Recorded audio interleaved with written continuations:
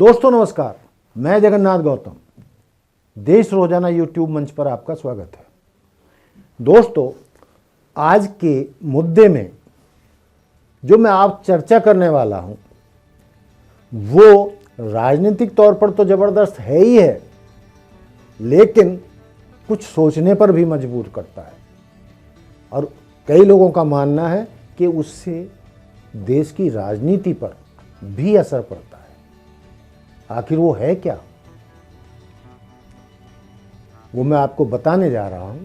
वो ये है कि दोस्तों, सोशल मीडिया में, मुख्य धारा के चैनलों में या समाचार पत्रों में अक्सर ये खबरें छपती रहती हैं कि अरविंद केजरीवाल की आप पार्टी भाजपा की बी टीम है। कई कारणों के चलते ऐसा लगता भी है, संभावना भी दिखती है कि आप पार्टी के द्वारा भाजपा देश की मुख्य पार्टी कांग्रेस को खराब करना चाहती है, खत्म करना चाहती है। जिस तरीके से दिल्ली में, उत्तर प्रदेश में या गोवा में या गुजरात में आपने अपने उम्मीदवार खड़े करके कांग्रेस का खेल बिगाड़ा था। लेकिन दोस्तों, ये तो राजनीति है, आरोप प्रत्यारोप चलते रहेंगे। क्या सच, आज क्या सच है, कल क्या सच होगा, आज कौन किस पार्टी में है, कल किस में होगा, आज किसकी आस्था किसके साथ है, कल क्या होगा, कोई नहीं जानता। राजनीति में नेता बेपौंदी के लोटा, राजनीति में नेता बेपैंदी के लोटा, जिनका कोई सिद्धांत नहीं। उनको किसी भी कीमत पर कुर्सी चाहिए, सत्ता चाहिए, पैसा चाहिए, प्रसिद्धि चाहिए, और वो वहां जैसे भी मिल जाए, जिस नेता के पास मिल जाए, जिस दल में मिल जाए, वो उसी में घुस जाते हैं। अभी हाल ही में लोकसभा चुनाव से पहले कितने कितने कारनामे नेताओं के इधर से उधर होने के आपको मिल रहे हैं, वो आपके सामने। बहरहाल, मैं अपनी असली बात पर आ रहा हूं। जो मैं कह रहा था कि केजरीवाल की टीम पर और केजरीवाल पर भाजपा की बी टीम होने के आरोप लगते रहे हैं। लेकिन मैं एक बात का, अरविंद केजरीवाल जी के वक्तव्यों का, भाषणों का, और क्या कहें कि जबरदस्त जवाब देने का कायल हूं। चाहे उन पर कोई आरोप लगे, लेकिन वो जो भाजपा के लिए बैकफायर करते हैं, भाजपा आला कमान पे जो बैकफायर करते हैं, उसका भाजपा नेताओं के पास कोई जवाब नहीं होता। ये बिल्कुल 100% सत्य है। चाहे उसको बी टीम कहो, लेकिन सबसे ज़्यादा धोते भी हैं भाजपा को, भाजपा नेताओं को, तो वो भी अरविंद केजरीवाल है। अब मैं बताता हूं, गत दिवस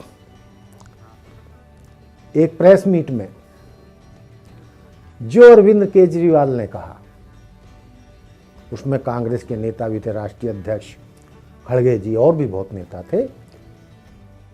तो जो उन्होंने कहा, उसकी चर्चा न केवल दिल्ली बल्कि पूरे भारत में हो रही है कि आखिर अरविंद केजरीवाल ने ये क्या बोल दिया। और जो उसने बोला वो था भी ऐसा ही कि वाकई में उसकी चर्चा पूरे देश में होना जायज है और जरूरी है। तो दोस्तों, क्या बात थी? तो उनका कहना था कि यदि आज ईडी पर बैन लग जाए, ईडी को बंद कर दे, पीएमएलए सेक्शन 45 बंद कर दीजिए। ये कोई ईडी से संबंधित होगा जिसमें किसी भी को गिरफ्तार, मुझे गहराई से नहीं पता पूरी तरीके से कि किसी को भी ईडी सीधे तौर पर गिरफ्तार नहीं कर सकती, छापे नहीं डाल सकती। कोई ये पीएमएलए सेक्टर 45 है। तो उन्होंने कहा कि यदि उस सेक्शन को बंद कर दिया जाए तो मालूम है क्या होगा, कल ही वसुंधरा राजे और शिवराज चौहान एक नई पार्टी बना लेंगे। वो सिर्फ पीएमएलए सेक्टर 45 जो ईडी से संबंधित है उसकी वजह से रुके हुए हैं, वरना उन दोनों नेताओं के साथ जो जाति भाजपा हाईकमान ने की है, शिवराज चौहान ने मध्य प्रदेश में भाजपा को चुनाव जितवाया, राजस्थान में वसुंधरा राजे सिंधिया ने भाजपा को ऊंचाइयों पर पहुंचाया। लेकिन पिछले विधानसभा चुनावों में दोनों ही भाजपा के वरिष्ठ नेताओं को, पूर्व मुख्यमंत्रियों को जो अपना अपमानित किया, उसकी भी कहीं मिसाल नहीं मिलती। तो केजरीवाल कहते हैं कि कल ही सेक्शन को हटा दिया जाए, या और लोगों का भी कहना है कि अभी सुप्रीम कोर्ट हटा दे या किसी भी तरीके से, और नेता भी मानते हैं ऐसा, तो कल ही भाजपा में विद्रोह हो जाएगा। शिवराज चौहान और वसुंधरा राजे मिलकर नई पार्टी बना लेंगे और भाजपा हाईकमान से जो बड़ी संख्या में पीड़ित नेता हैं, अपमानित हैं, और ये पीएमएलए सेक्टर 45 के चलते चुप हैं, चाहे वो खुद भाजपा के नेता हैं, चाहे वो विपक्ष के नेता हैं। तो अरविंद केजरीवाल का दावा है कि आधी भाजपा के नेता पलटकर वसुंधरा राजे और शिवराज चौहान की पार्टी में हो जाएंगे और भाजपा का बंटा ढार हो जाएगा, और उसके सपने लोकसभा चुनाव जीतने के धरे से धरे रह जाएंगे। ये अरविंद केजरीवाल और अन्य नेताओं का ना मानना है।